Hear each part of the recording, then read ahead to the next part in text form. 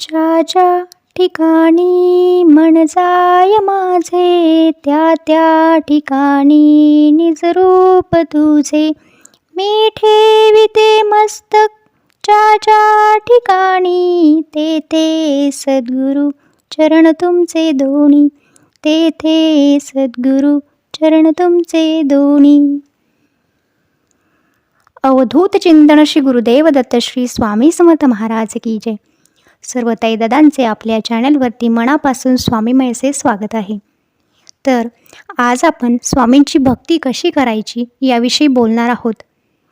तर स्वामींची भक्ती कशी करायची हे सांगणारी मी कोणी ज्ञानी नाही किंवा तुमच्यापेक्षा मोठी नाही, परंतु जे चांगले विचार आहेत किंवा जे मला समजतात ते मी तुम्हाला सांगण्याचे ते प्रामाणिक प्रयत्न करत आहे.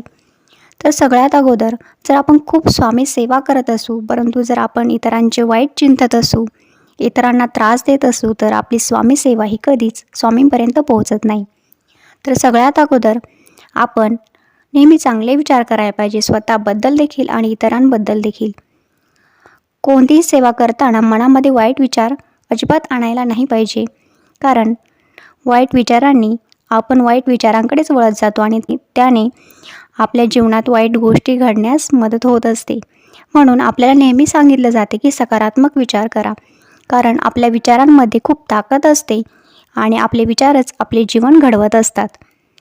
तर सगळ्यात अगोदर आपण स्वामी सेवा करत असू तर किंवा आपण स्वामींची भक्ती करत असू तर आपल्या मनामध्ये स्वामींविषयी प्रेम असायला हवं. आपण आपल्या स्वामी महाराजांना आपल्या हृदयामध्ये स्थान दिलं आहे, तर सगळ्यात महत्त्वाची गोष्ट हीच येते की आपले हृदय तेवढे स्वच्छ, सुंदर आणि निर्मळ असायला हवे. यामध्ये चांगले विचार असायला हवे आणि हे असं जर आपल्यासोबत असेल तर नक्कीच स्वामी महाराज आपल्यासोबत असतातच. दुसरी गोष्ट म्हणजे स्वामींना भुकेल्यांना अन्न दिलेलं, यथाशक्ती मदत केलेली, झाडे लावलेलं हे फार आवडतं आणि स्वामींच्या कित्येक चरित्र ग्रंथांमध्ये याचं वर्णन आहे. तर ही स्वामींची शिकवण आहे, या शिकवणीचं आपण पालन करायला पाहिजे आणि आपल्याला यथाशक्ती जशी होईल तशी आपण इतरांना मदत करायला हवी. एखादा जर दुःखात असेल तर त्याला स्वामी मार्ग दाखवायला हवा. आता हे धावपळीचं जग आहे, यामध्ये आपल्याला खूप सेवा करणं रोज तर पॉसिबल होत नाही, परंतु आपल्याला होईल तसं आपण नक्कीच केलं पाहिजे.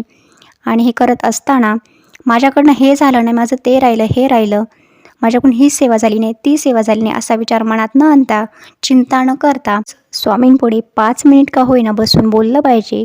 स्वामींना आपल्या रोजच्या जीवनामध्ये ज्या काही गोष्टी घडल्यात चांगल्या वाईट या सगळ्या स्वामींपुढे आपण मांडल्या पाहिजे, कारण स्वामी आपले ब्रह्मांड नायक आहेत, जगाचे चालक मालक पालक आहेत. त्याचबरोबर स्वामी ही आपली माय आहे, आपली माऊली आहे.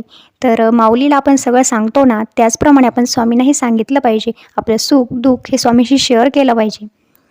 त्याचबरोबर आपल्या मनामध्ये स्वामींप्रती जे प्रेम आहे, जो भक्तिभाव आहे, तो देखील स्वामींपुढे आपण व्यक्त केला पाहिजे. ही छोटीशी सवय आपण रोज लावली तर नक्कीच आपल्याला भक्तीची गोडी लागते आणि स्वामींबद्दल आणखी प्रेम निर्माण होतं. स्वामी हे आपले गुरु आहेत. गुरु आपली साथ कधीच सोडत नाही.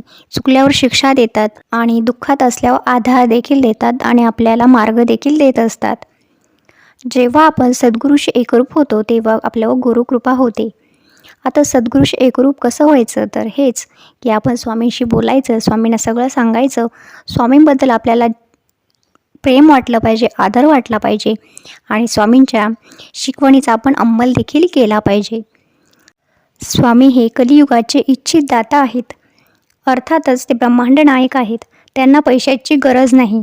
त्यामुळे स्वामींवरती जो नितांत श्रद्धा ठेवतो, विश्वास ठेवतो आणि अगदी मनापासून स्वामींची भक्ती करतो, अगदी स्वामींना आपलंसं मानून भक्ती करतो, दुःखात असलेल्याला मार्ग दाखवतो, भुकेल्याला अन्न देतो, यथाशक्ती मदत करतो, त्याचप्रमाणे त्याची नीतिमत्ता चांगली आहे असे भक्त स्वामींना फार प्रिय असतात आणि स्वामी त्यांच्या पाठीशी नेहमी राहतात.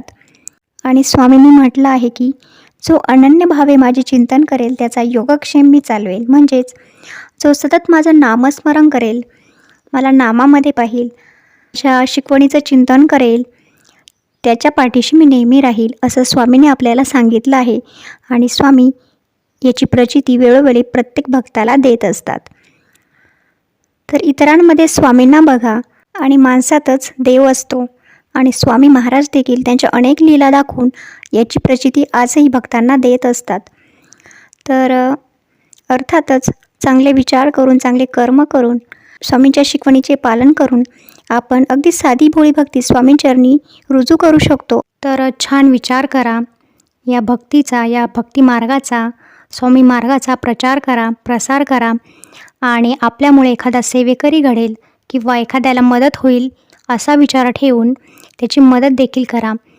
आणि सगळ्यात महत्त्वाची गोष्ट, आपले चांगले विचार हे इतरांपर्यंत नक्की पोहोचवा. काय सांगता येतं, तुमचा एखादा चांगला विचार एखाद्याचं आयुष्य बदलू शकतो किंवा आयुष्यही घडवू शकतो. म्हणून चांगले विचार इतरांपर्यंत नक्की पोहोचवा. आयुष्य हे सुंदर आहे, छान आहे, त्याला अध्यात्माची जोड देऊन आपण हे आणखी सुंदर बनवूया. तर अगदी प्रामाणिकपणे तुमच्यापर्यंत मी हे विचार पोहोचवण्याचा प्रयत्न केला आहे.